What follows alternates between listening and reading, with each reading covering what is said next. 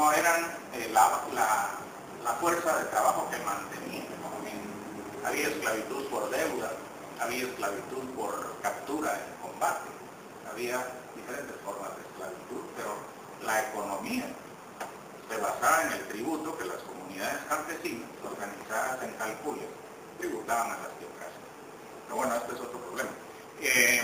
La escritura, entonces, jeroglífica, ya es capaz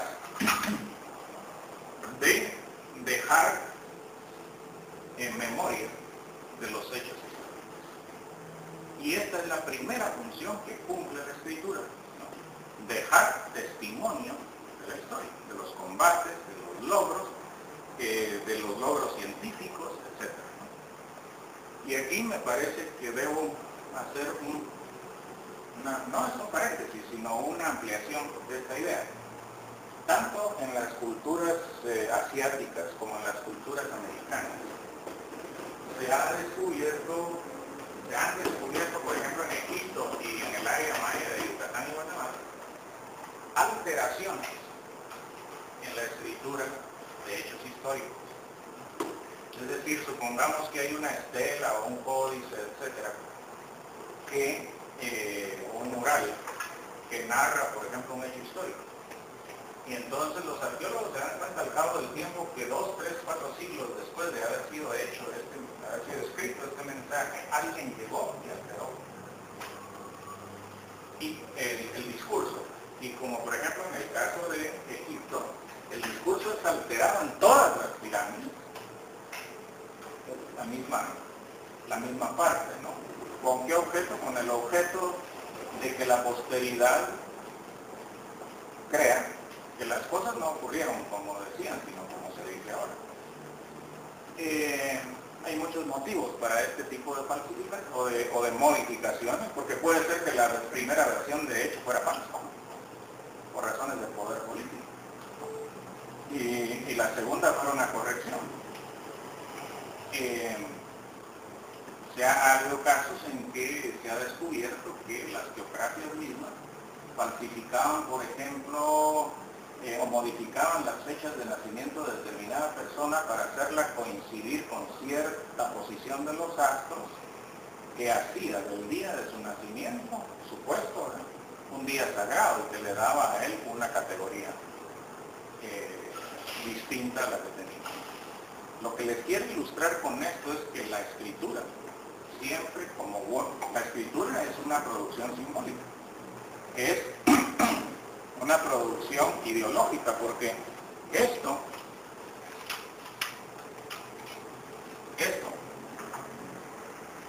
es ideología.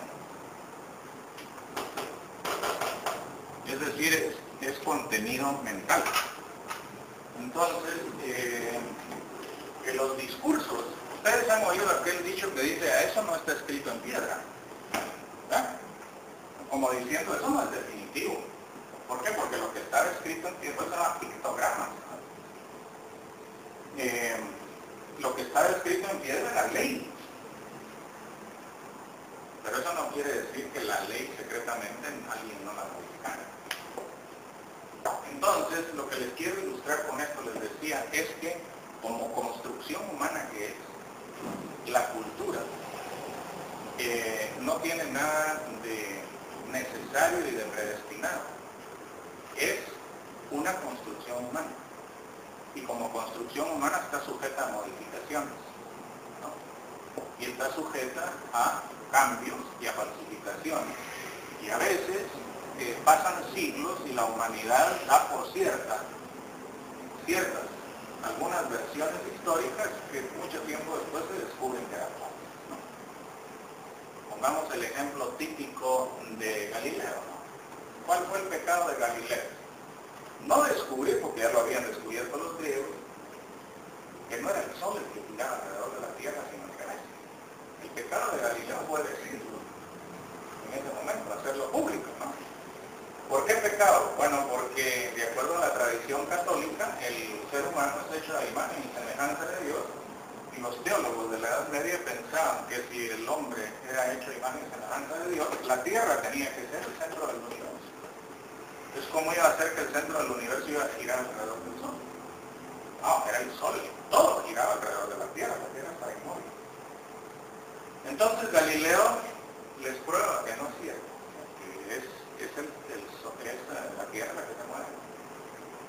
Y la Iglesia le da a escoger, ¿no?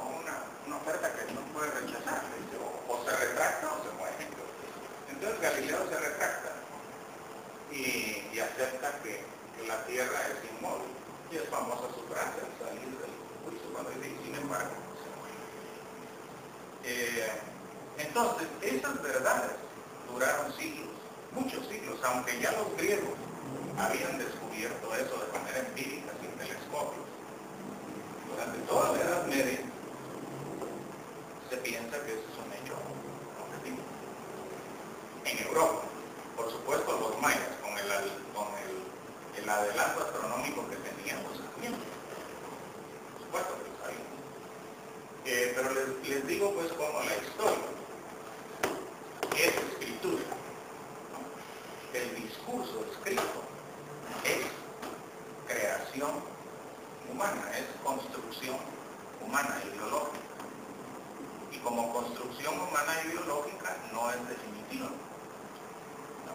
En otras palabras, son verdades que resultan de la interpretación que los seres humanos hacemos de lo real.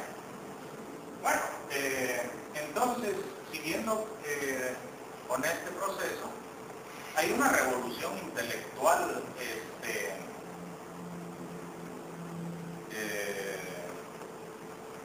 ya, yo diría, en las sociedades premodernas, en las que los sistemas escriturales jeroglíficos dan un brinco al sistema alfabético. Es decir, se inventa un número reducido de símbolos, en nuestro caso letras, 28, cuya combinación forma palabras que a su vez se combinan dentro de la estructura subyacente del lenguaje.